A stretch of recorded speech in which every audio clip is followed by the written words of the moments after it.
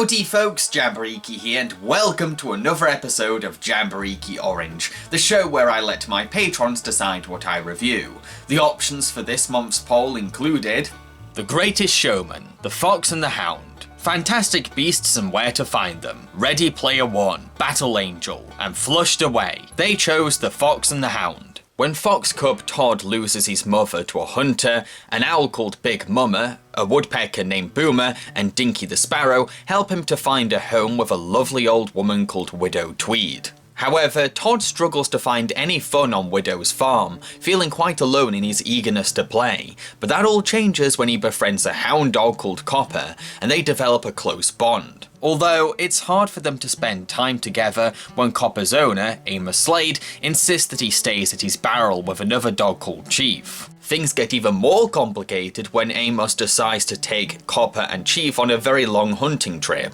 because Copper comes back as a trained hunting dog, making their friendship difficult to continue. I think that this movie deserves a bit more credit than it gets. It's more than just a cute story about the friendship between a fox and a hound. It's actually quite a profound and deeply emotional film. The tragedy of Copper and Todd's repressed friendship is something that can be read as a metaphor for bigotry, reflecting when a parent doesn't let their child play with another kid because they're a different race, passing their hatred and rage onto their kin, which can happen sometimes, sadly. The film explores the unfortunate effects of pushing two great friends apart just because of what their loved ones think is normal or expected. Even if you didn't end up applying this allegory to the friendship, you can still relate to that point in life when an old friend is no longer the person you knew, whether they went down a different path or changed as an individual. This is what makes the film speak to so many people, the heartache of realizing that a childhood friendship can no longer carry on. That's something that is bound to help audiences resonate with Todd and Copper. As kids, Todd and Copper are youthful, energetic and naive to societal expectations.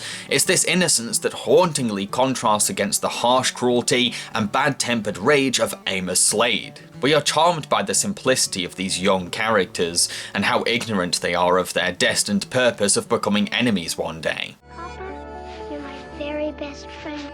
And you're mine too, Todd. And we'll always be friends forever, won't we? Yeah, forever.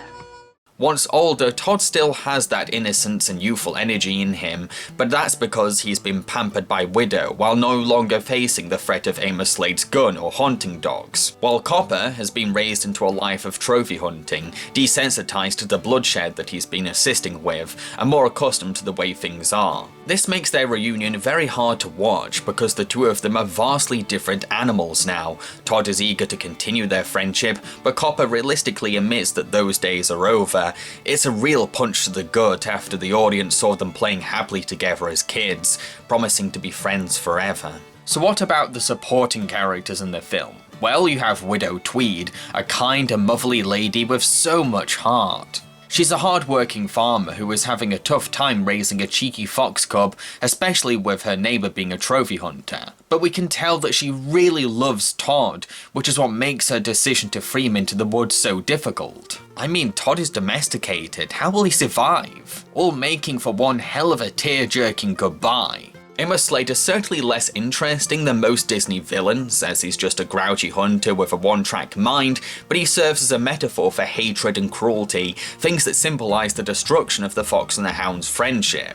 Not to mention, he can be a menacing threat as an antagonist, and when Copper defends Todd from Amos at the film's finale, the hunter actually stops to think about what he's doing, hinting that maybe he's got a conscience deep down, so there's some subtle depth to his character. Big Mama has to be my favourite character in the film, a gentle, kind and wholesome owl who may not be able to volunteer to raise Todd, but still looks after him in her own way, teaching him important lessons and watching over his controversial friendship. She's a really soft-hearted bird, yet she can also be sassy and brutally honest, not out of ill will, but because she cares deeply for others. Look, Big Mama, Copper's back. Boy, has he grown big. Uh-huh. And look at that big pile of skins he helped track down. I know, Big Mama, he's a hunting dog now. You're right. And you're a fox.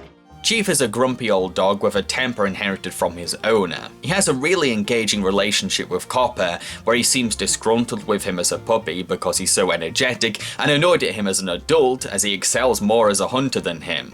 But you can tell that he has a soft spot for him and wants to be like his older brother in a way.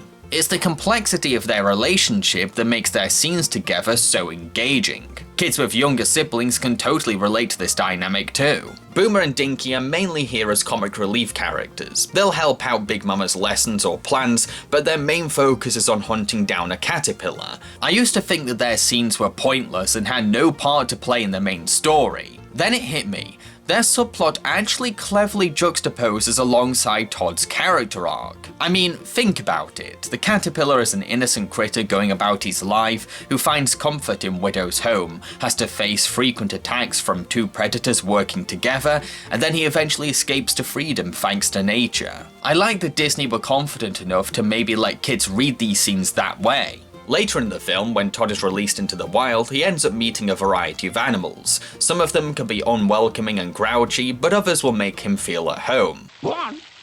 Begin. I've been watching you, sir. You can stay with me if you want to. That's very nice of you. Come with me. I like this variety of personalities. It's a great way to say that there are both nice and mean people in the world. But the most important character Todd meets is Vixie, a vixen who Todd falls for and ends up planning to have cubs with. Vixie's screen time may be short, but within that time, she displays a very likable and well-rounded personality. She's eager to help Todd, sympathizing with his newfound life in the wild, yet won't take any nonsense from him if he's rude. She's confident about her beauty, but she isn't vain or stuck up.